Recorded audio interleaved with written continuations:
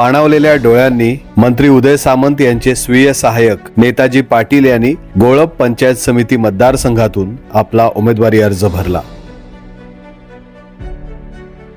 नेताजी पाटील 1993 सालापासून म्हणजेच तब्बल 32 वर्षांपासून सामंत कुटुंबियांच्या प्रामाणिक सेवेत आहेत.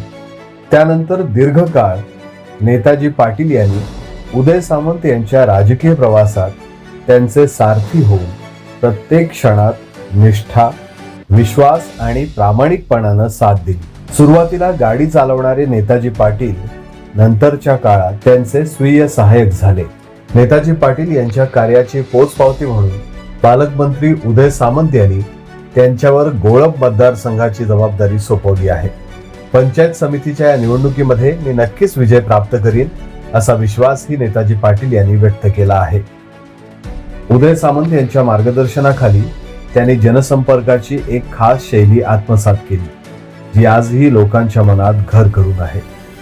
उदय सामंत यांच्या मार्गदर्शनानं घडलेल्या या निष्ठावान कार्यकर्त्याच्या नव्या प्रवासाला सर्व स्तरावरून मनापासून शुभेच्छा मिळत आहेत.